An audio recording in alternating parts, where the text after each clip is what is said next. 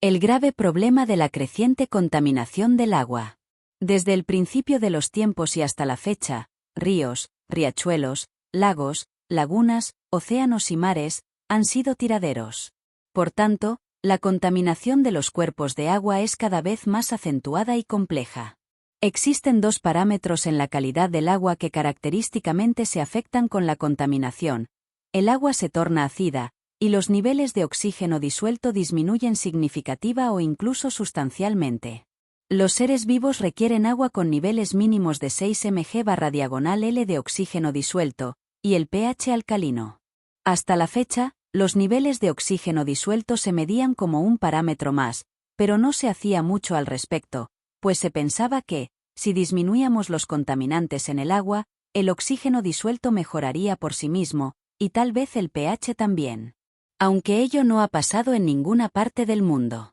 Tampoco se concebía el inyectar burbujas de oxígeno en el agua, pues se creía, y se sigue creyendo, equivocadamente, que el poco oxígeno que el aire contiene, al inyectarlo en forma constante, los niveles de oxígeno disuelto subirían en forma adecuada, pero tampoco es así porque el contenido de oxígeno en la atmósfera es muy poco, 21%. Y para colmo, el nitrógeno tiende a desplazar el oxígeno en el agua. Por lo que, el resultado es pobre a pesar del gasto enorme en energía para mantener en movimiento constante, los motores potentes que insuflan constantemente, tanto de día como de noche, los 365 días del año, el aire atmosférico en los cuerpos de agua. Así que al final, nitrificamos más que oxigenamos el agua cuando le inyectamos constantemente burbujas de aire. Por otro lado, el inyectar oxígeno molecular a partir de tanques de oxígeno medicinal tendría un costo muy elevado, incluso prohibitivo, lo que hace un proceso fuera del alcance de la sociedad.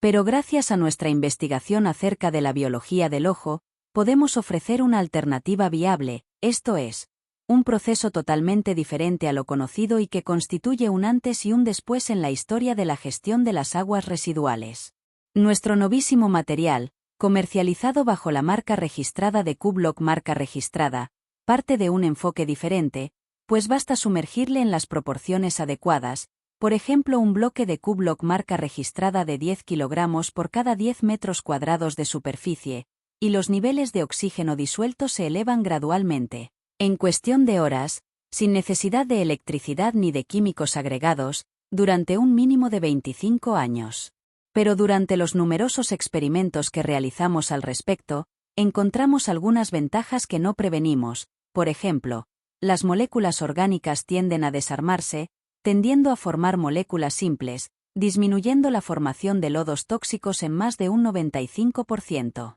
No pensábamos que la sola elevación de los niveles de oxígeno disuelto tuviera tantos efectos positivos en la calidad del agua, aunque nuestros hallazgos en el laboratorio al respecto son congruentes con la literatura correspondiente, y en diversos artículos publicados se reporta el hallazgo de que en los cuerpos de agua con niveles de oxígeno disuelto naturalmente elevados, los compuestos tóxicos tienden a ser menos tóxicos, incluido el arsénico, además que dichos cuerpos de agua son significativamente más transparentes que los cuerpos de agua que niveles de oxígeno disuelto bajos. En los artículos publicados en la literatura científica respecto a los niveles de oxígeno disuelto que están elevados en forma natural y los demás parámetros que usualmente se estudian al evaluar el agua, tales como transparencia, resistividad, acidez, viscosidad, demanda metabólica de oxígeno, etc. Los resultados publicados son consistentes con el hecho de que los niveles elevados de oxígeno disuelto se asocian con una mejor calidad del agua,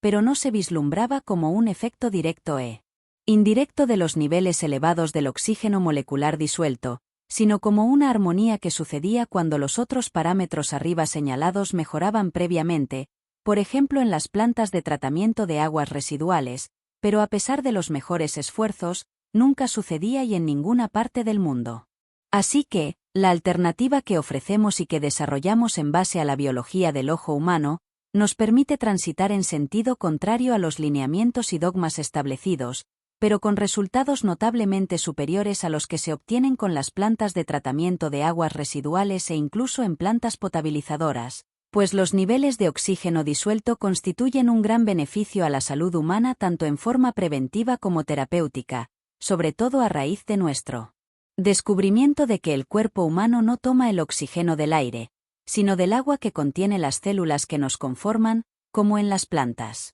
En las plantas, dicho fenómeno empezó a vislumbrarse en el siglo XVII, y aunque a la fecha no se comprende del todo, su aceptación es amplia, incluso se enseña desde la primaria. En el caso de los seres humanos, se pensaba, tal y como Lavoisier lo propuso teóricamente en el siglo XVIII, que nuestro cuerpo tomaba el oxígeno que necesita para su funcionamiento del aire que le rodea, introduciéndolo al torrente sanguíneo a través de los alveolos pulmonares, los cuales, en teoría, introducían a la sangre oxígeno molecular y extraían el CO2 del torrente sanguíneo, llevándolo a los alveolos pulmonares mediante algún tipo de intercambio gaseoso. Pero dichos mecanismos han despertado acaloradas discusiones desde hace unos 200 años, pues los niveles de oxígeno molecular al interior del cuerpo humano son casi 5 veces más que los niveles de oxígeno molecular en la atmósfera. Así que, al no comprender su origen, se ha explicado en base a modelos matemáticos totalmente teóricos,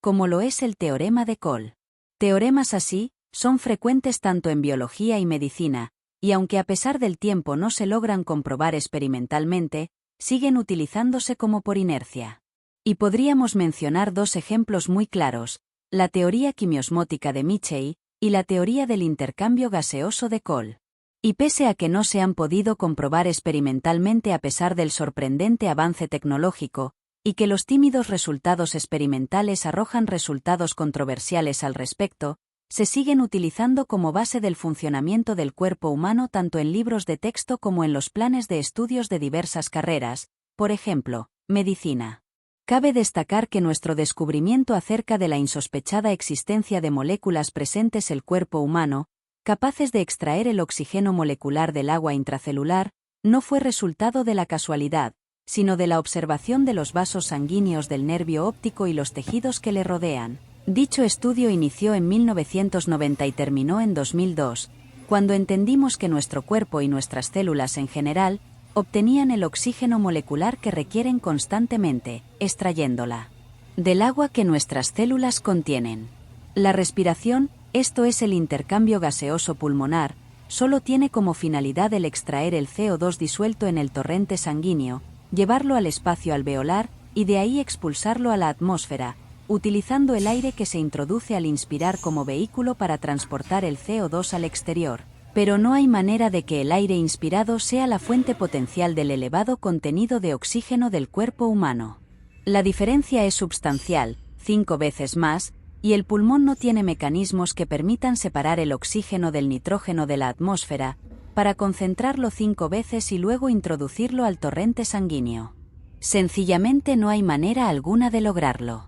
En cambio, los mecanismos bioquímicos, anhidrasa carbónica, y mecánicos, inspiración/expiración, para manejar el CO2, rayan en la perfección y se replican en todos los seres vivos pulmonados. Para terminar, agregamos que la aplicación de nuestro material Q-Block, marca registrada para gestionar aguas residuales y potables, se acerca al precio de construcción de una planta usual de tratamiento de agua, esto es 20 millones de pesos por cada metro cúbico, pero con la gran diferencia que nuestro sistema no tiene gastos de operación, esto es, electricidad, químicos, etc., por lo que la recuperación de la inversión inicia al mes siguiente. Recalcamos que en las plantas de tratamiento de aguas residuales, el 70% del presupuesto de los gastos de operación, ya sea mensual o anual, se lo lleva la electricidad, y al final obtenemos una agua turbia muy lejos de poder ser reutilizada, además de toneladas de lodos tóxicos que se abandonan o entierran donde se dejan, donde se puede. Por lo anterior, no es extraño que el 70% de las plantas de tratamiento que se construyen día tras día, año tras año, tanto en México como en el mundo, terminan abandonadas y finalmente vandalizadas. Nuestro correo de contacto es comagua2000@yahoo.com. El Centro de Estudios Marca Registrada de la Fotosíntesis Humana agradece su atención.